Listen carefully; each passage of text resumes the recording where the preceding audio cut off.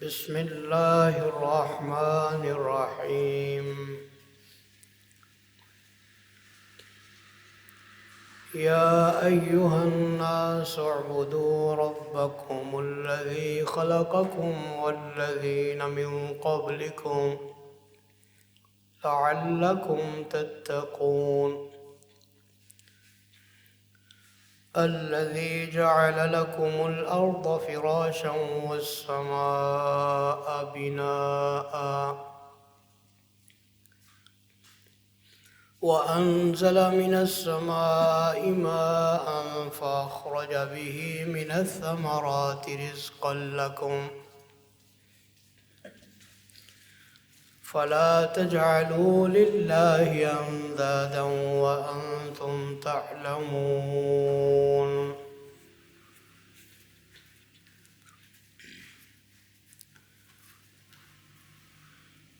اے لوگو، عبادت کرو اپنے پروردگار کی جس نے پیدا کیا تم کو اور ان لوگوں کو جو تم سے پہلے تھے،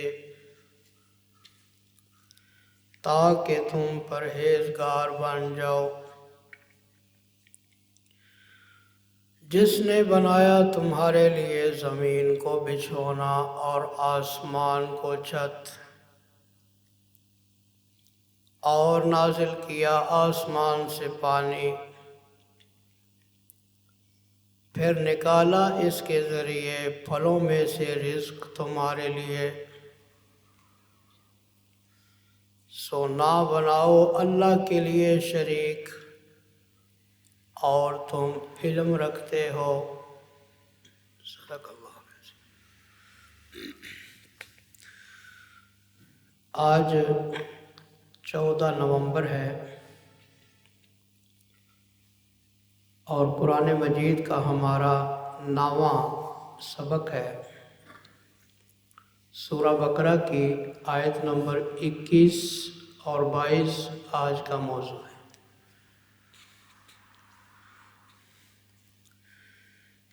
اس سے پہلے اللہ سبحانہ و تعالی نے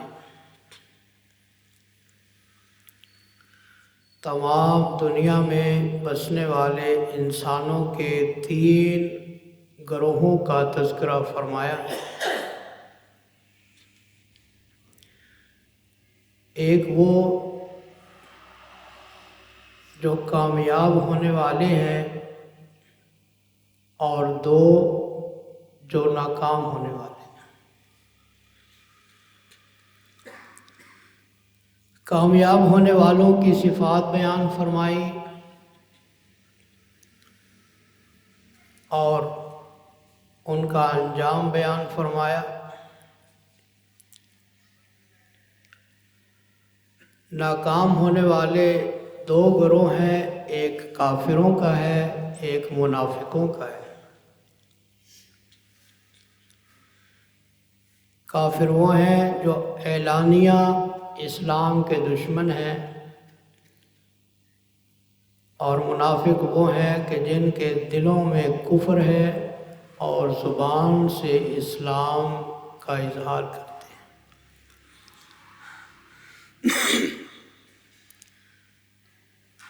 اب یہاں سے اللہ سبحانہ و تعالی تمام دنیا کے انسانوں کو خطاب فرما رہے ہیں. یا ایھا الناس،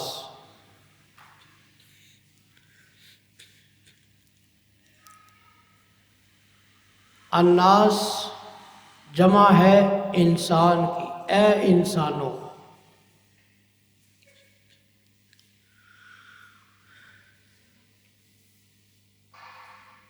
قرآن مجید میں اللہ سبحانہ و تعالی نے کئی انداز سے خطاب فرمائے. کسی جگہ اللہ نے یا ایھا الذین آمنوا کہا،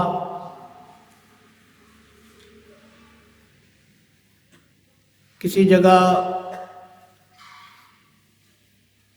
یا ایھا الذین کفروا کہا،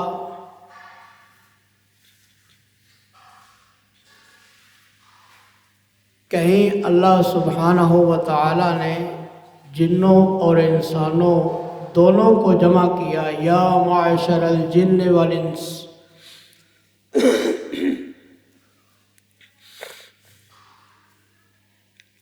لیکن یہاں پر میرے اللہ نے فرمایا یا ایھا الناس، اے انسانوں۔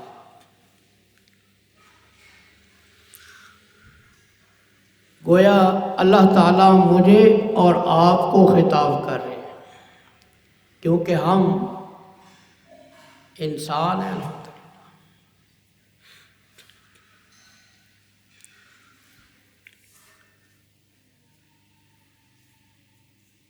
دنیا کے اندر ہم دیکھتے ہیں کہ کوئی بڑا افسر کسی چھوٹے ماتحت کو اگر نام لے کر بلائے تو وہ اپنے لیے اس کو اعزاز سمجھتا ہے۔ بڑی بات ہے، مجھے افسر نے بلایا، مجھے ایس ایچ او نے بلایا، مجھے ڈی پی او نے بلایا، مجھے فلاں منسٹر نے بلایا، فلاں ایم این اے نے بلایا، ایم پی اے نے بلایا، فلاں وزیر نے بلایا، چیف منسٹر نے مجھے بلایا، مجلس میں میرا نام لے کر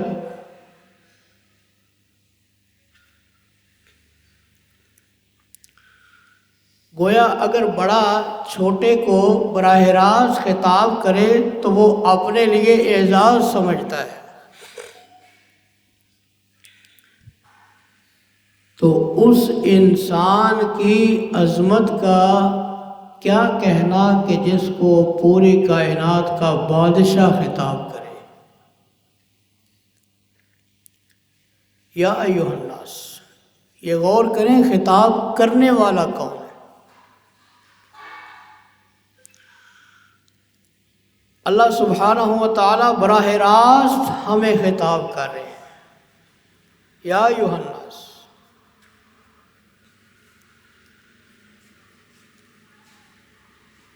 تو جتنا بڑا کوئی خطاب ہوتا ہے، خطیب جتنا بڑا ہوتا ہے، خطاب کرنے والا جتنی بڑی حیثیت والا ہوتا ہے، اس کے خطاب کی اہمیت بھی اتنی زیادہ ہوتی ہے۔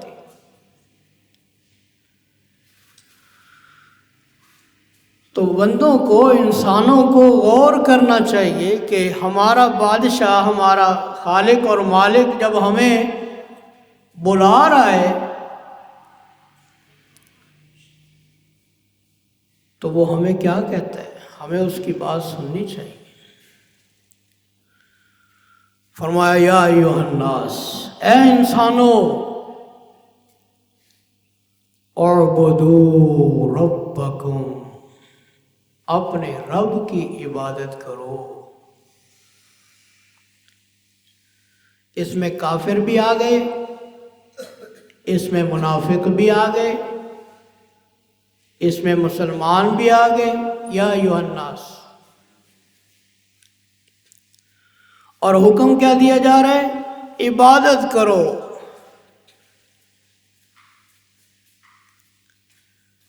کیوں؟ اس لیے کہ اللہ نے جنوں اور انسانوں کو پیدا ہی اپنی عبادت کے لیے فرمایا ہے۔ ہم دنیا میں آئے ہی اللہ کی عبادت کے لیے، جس طرح کہ سورہ ذاریات میں اللہ سبحانہ و تعالیٰ نے فرمایا وَمَا خَلَقْتُ الْجِنَّ وَالْإِنسَ إِلَّا لِيَعْبُدُونَ مَا أُرِيدُ مِنْهُمْ مِنْ رِزْقٍ وَمَا أُرِيدُ أَنْ يُطْعِمُونَ إِنَّ اللَّهَ هُوَ الرَّزَّاقُ ذُو الْقُوَّةِ الْمَتِينُ۔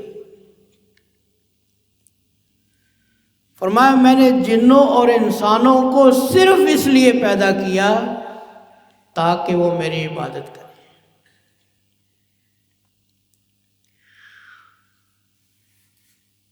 ما اريد منهم من رزق، اللہ کہتے ہیں مجھے تم سے، جنوں انسانوں سے رزق کا کوئی مطالبہ نہیں۔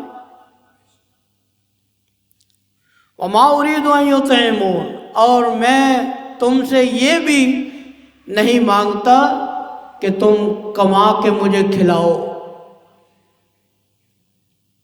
کیونکہ اللہ کھانے سے بھی پاک ہے اور پینے سے بھی پاک، سب کو کھلاتا ہے لیکن خود نہیں کھاتا۔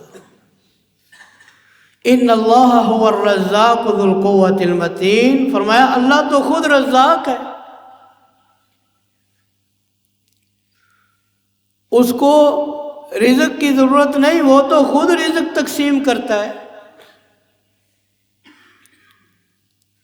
تو یہاں فرمایا ہماری پیدائش کا مقصد عبادت ہے۔ دیکھیں ایک ہے مقصد اور ایک ہے ضرورت۔ یہ جو صبح سے لے کر شام تک جس کاموں میں ہم لگے ہوئے ہیں نا، رزق کمانے کے لیے، روٹی کمانے کے لیے، یہ ہماری ضرورت ہے، اور عبادت یہ ہمارا مقصد ہے۔ لیکن شیطان نے ہمیں ایسا دھوکہ دیا کہ جو ضرورت تھی اس کو ہم نے مقصد بنا لیا، اور جو ہمارا مقصد تھا اس کو ہم نے ضرورت بنا لیا۔ چاہیے تو یہ تھا کہ ہمارا پورا فوکس اور پوری توجہ مقصد پر ہوتی،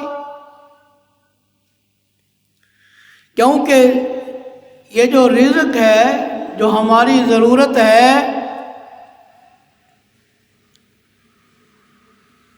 اس نے تو ہمیں ملنا ہی ملنا ہے، اللہ نے لکھ دیا، اس وقت تک موت نہیں آئے گی جب تک رزق مل نہ جائے۔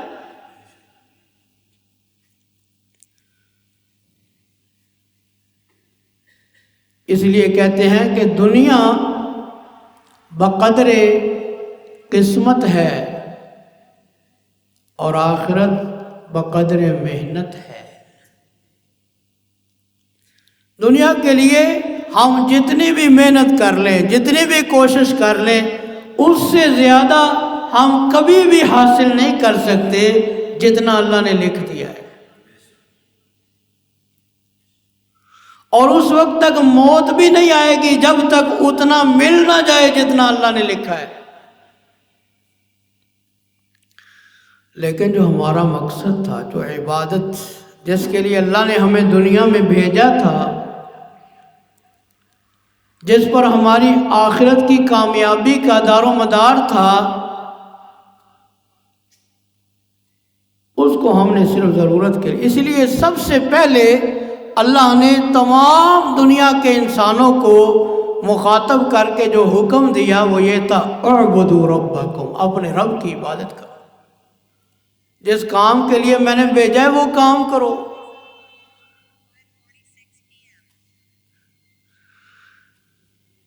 عبادت کیا ہے؟ العبادت اسم جامع لكل ما يحبه الله ويرضاه من الأقوال والأفعال الظاہرة والباطنة، یہ ہے عبادت۔ ہر وہ کام جو اللہ کو پسند ہے، ہر وہ کام جو اللہ کو پسند ہے وہ عبادت ہے۔ خواہ وہ میں اپنی زبان سے کروں، اپنے اعضاء سے کروں، یا اپنے دل سے کروں، ہر وہ کام جو اللہ کو پسند ہے وہ عبادت ہے۔ اللہ اکبر۔ خیر اس کی تفصیل آگے آتی رہے گی۔ فرمایا اعبدوا ربکم، عبادت کرو اپنے رب کی۔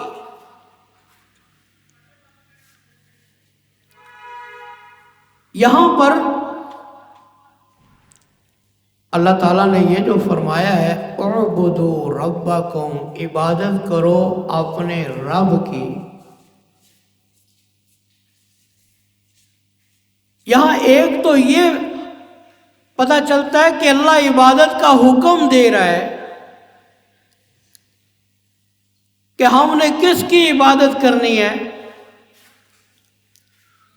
اور دوسرے ان الفاظ میں، اس جملے میں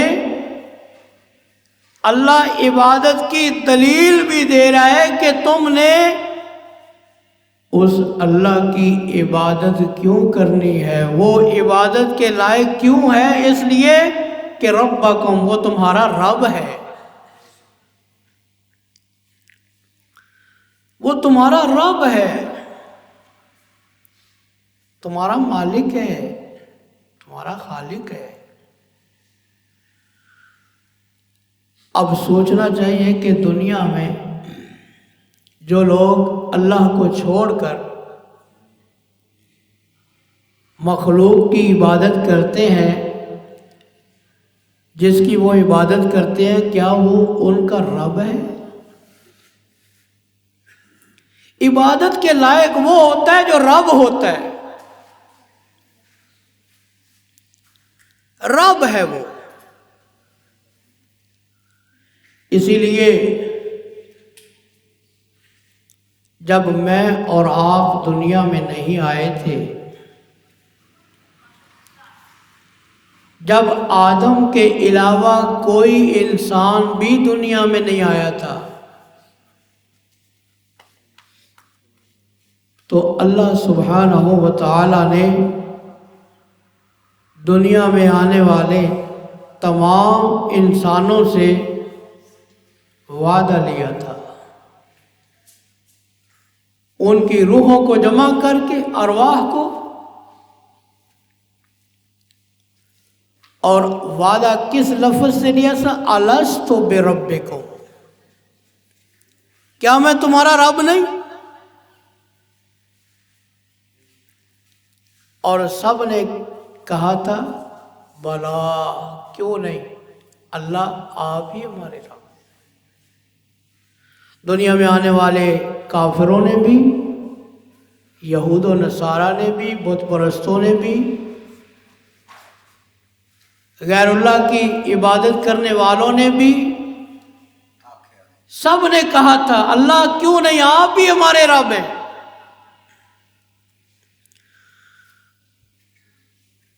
تو رب وہ ہوتا ہے جو عبادت کے لائق ہو، یا یوں کہہ لیں عبادت کے لائق وہ ہوتا ہے جو رب ہو، جس نے اللہ کو رب مان لیا اس نے اللہ کو اپنا معبود بھی مان لیا۔ رب کو پہچاننا، جتنے بھی نبی دنیا میں آئے وہ اللہ کے بندوں کو اللہ کی پہچان کروانے کے لیے آئے۔ تمہارا رب کون ہے؟ جس کے ساتھ وعدے کر کے آئے ہو وہ کون ہے، اس کو پہچانو۔ قرآن مجید جو ہے سورۃ الفاتحہ کا آغاز ہوتا ہے الحمدللہ رب العالمین، رب سے، اور قرآن مجید کا اختتام ہوتا ہے قل اعوذ برب الفلق قل اعوذ برب الناس۔ اس کا آغاز بھی رب ہے، اس کا اختتام بھی رب ہے، اور جب میں اور آپ قبروں میں جائیں گے تو سب سے پہلا سوال بھی یہی ہوگا، من ربک، تیرا رب کون ہے؟ گویا پورا قرآن ہمیں اس رب کی پہچان کروانے کے لیے آیا ہے۔ اس رب کو پہچان، اعبدوا ربکم، عبادت کرو اپنے رب کی۔ عبادت کے لائق وہ ہے جو تمہارا رب ہے، تمہارا پالنہار ہے، پروردگار ہے۔ اور رب کس کو کہتے ہیں؟ جو کسی چیز کے وجود میں آنے سے پہلے سے لے کر اس کے وجود کے انتہا تک اس کی ساری ضرورتوں کو پورا کرنے والا ہو، اس کو رب کہتے ہیں۔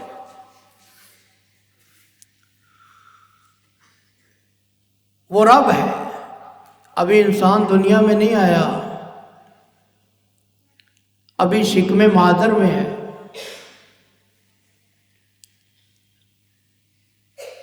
دنیا کا کون سا معبود ایسا ہے جس کی رسائی وہاں تک ہو؟ وہاں کون ضرورتیں پوری کرتا تھا؟ اور جب یہ انسان دنیا میں آیا، اس کے پاس قوت گویائی نہیں تھی، اس کو روٹی مانگنے کا سلیقہ نہیں آتا تھا۔ وہ کون تھا جس نے اس کی ماں کے دل کے اندر اس کی ممتا کو ڈال کے اس کے لیے ایک شفیق اور مہربان سایہ مہیا کیا؟ آج جب یہ جوان ہو جاتا ہے، بولنے کے قابل ہو جاتا ہے اور اس کے اندر قوت آ جاتی ہے، یہ کہتا ہے نہیں، میری ضرورتیں اللہ پوری نہیں کرتا، فلاں پوری کرتا ہے۔ مجھے رزق فلاں دے گا، اولاد لینی ہو تو میں فلاں کی قبر پہ جاؤں گا، فلاں چیز کی ضرورت ہے فلاں کے پاس جاؤں گا۔ جب تیرے اندر مانگنے کی سکت نہیں تھی، جو اللہ اس وقت تیری ضرورتیں پوری کرتا تھا وہ آج بھی تیری ضرورتیں پوری کرنے پر قادر ہے۔ اسی لیے اللہ نے کہا تمہارا رب وہ ہے، تمہارا معبود وہ ہے جو تمہارا رب ہے۔ پھر اللہ تعالیٰ نے اپنے معبود ہونے کی، اپنے رب ہونے کی دلیلیں بیان فرمائی۔ الذی خلقکم، پہلی دلیل یہ ہے وہ تمہارا خالق ہے۔ معبود وہ ہونا چاہیے جو خالق ہو، جو خالق نہیں وہ معبود نہیں ہو سکتا۔ اب سوچنا پڑے گا کہ لوگوں نے جن جن کو معبود بنایا ہوا ہے، کیا وہ ان کے خالق ہیں؟ یہ تخلیق اللہ کی وحدانیت کی، اللہ کی معبودیت کی دلیل ہے۔ والذین من قبلکم، تم کو بھی اس نے پیدا کیا اور جو تم سے پہلے گزر چکے ہیں ان کو بھی اسی رب نے پیدا کیا۔ اچھا، کوئی کہہ سکتا ہے کہ جی ہمیں تو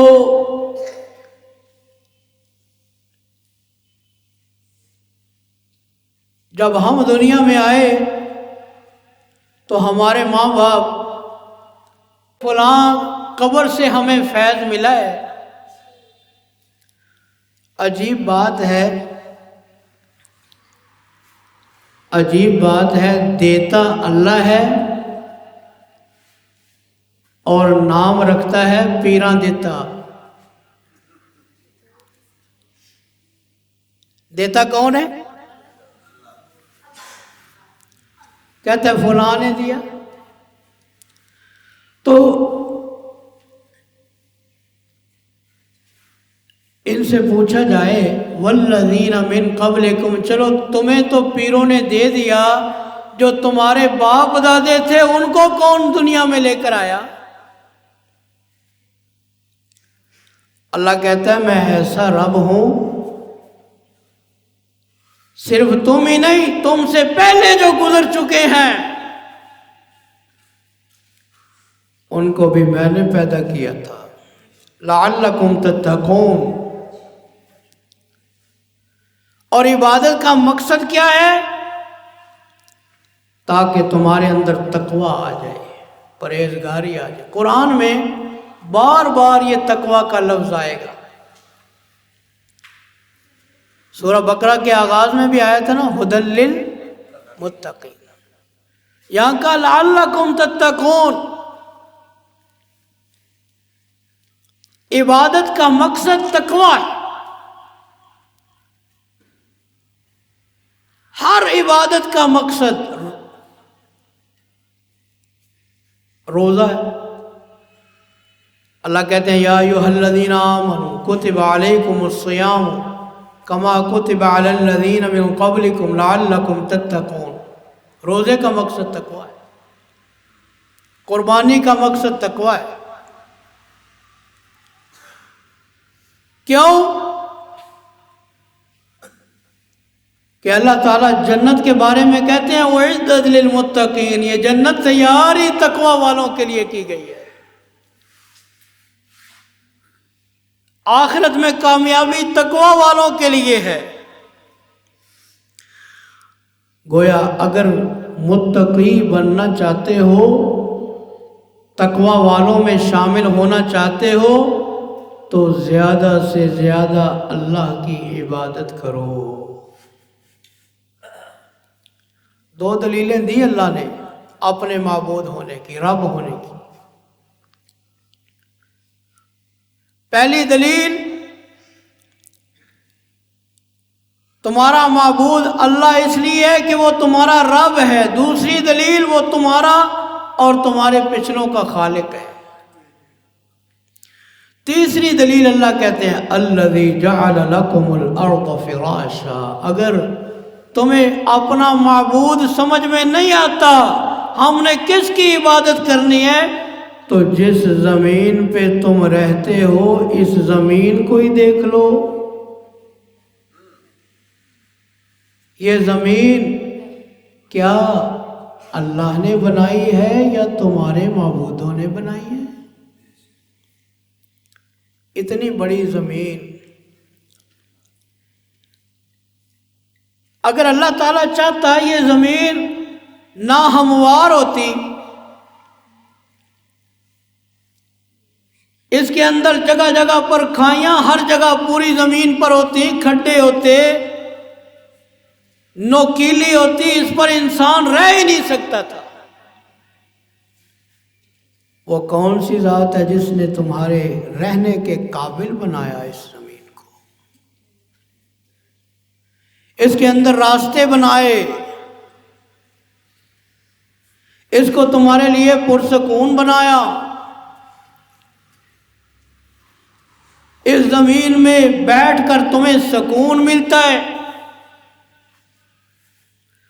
اور اس زمین کے اندر تمہارے لیے سونا ہے، چاندی ہے، تمہارے لیے ہیرے ہیں، جواہرات ہیں، موتی ہیں.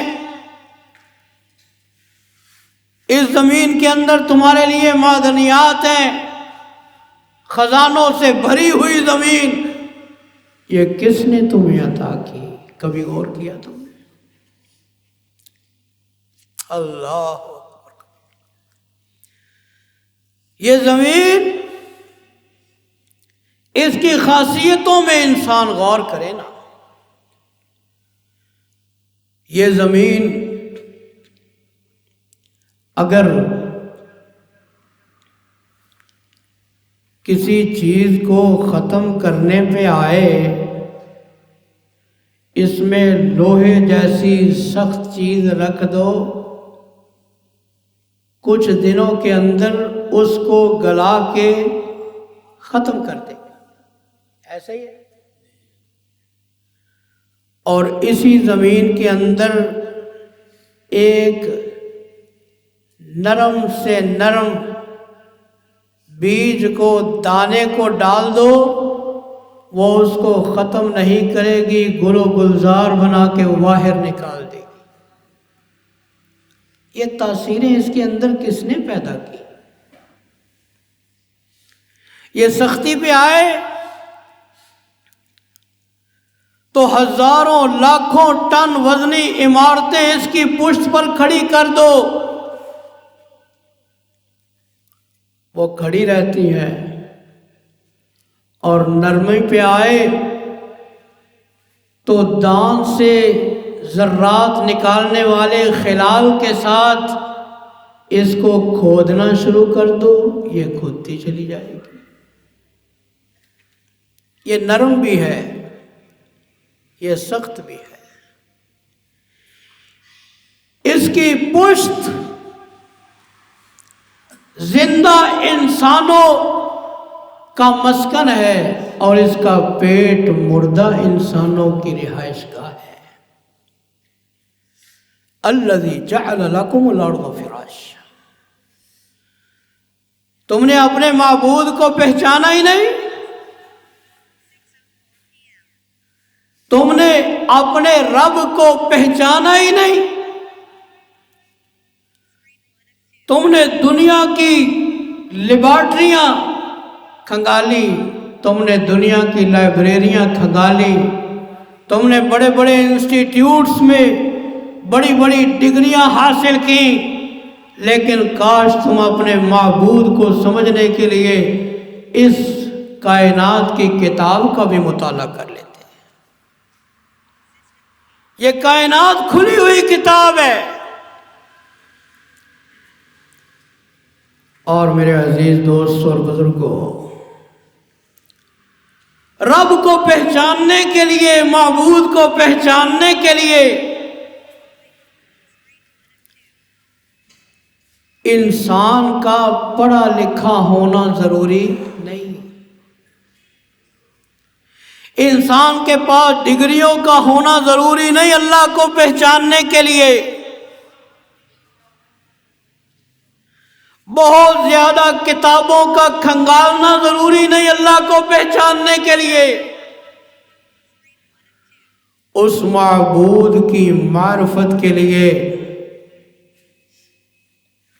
اس کی پہچان کے لیے، جس طرح کہ ایک پڑھا لکھا انسان اللہ کو پہچان سکتا ہے، اسی طرح پہاڑوں میں رہنے والا یا صحراؤں میں رہنے والا، دور دراز بادیہ نشین عربی انسان بھی اللہ کو ایسے ہی پہچان سکتا ہے۔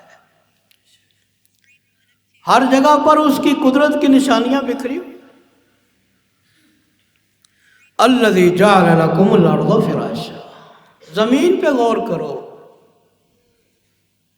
یہ ایسے ہی بن گئی، خود بخود بن گئی، اس کے اندر یہ تاثیریں خود بخود پیدا ہو گئی۔ تو اللہ تعالیٰ جو ہے جہاں ہمیں اپنی عبادت کا حکم دے رہے ہیں، وہاں دلائل بیان کر رہے ہیں اللہ اپنی توحید کے، میں معبود کیوں؟ جو کام میں نے کیے ہیں، کیا تمہارے معبودوں نے ایسے کام کیے ہیں؟ ایسی نشانیاں کیا ان کی بھی ہیں؟ کیا انہوں نے بھی زمین بنائی ہے کوئی؟ یا زمین بنانے میں کوئی میرا ساتھ دیا؟ الذی جعل لکم الارض فراشا، اللہ۔ تو میرے عزیز دوستو، میرا دل چاہتا ہے کہ میں یہ جو نشانیاں ہیں اللہ تعالیٰ کی توحید کی، معبودیت کی، اللہ کی ربوبیت کی، ان کو تھوڑا کھول کے آپ کے سامنے بیان کروں، تاکہ ایمان تازہ ہو میرا اور آپ کا۔ کیونکہ جو جو انسان اپنے رب کی معرفت حاصل کرتا ہے تو اس کا سر اللہ کی تعظیم کے سامنے جھکتا چلا جاتا ہے۔ یہ جو آشنائی کی لذت، وہ اقبال کہتا ہے نا، دو عالم سے کرتی ہے بیگانہ دل کو، عجب چیز ہے لذت آشنائی۔ یہ جو آشنائی کی لذت ہے، معرفت کی لذت ہے، یہ بڑی عجیب ہے۔ تو یہاں پر آج کا ہمارا وقت بھی ختم ہو رہا ہے، تو یہاں پر ہم اس کو یہیں سے انشاءاللہ اگلے سبق کو شروع کریں گے۔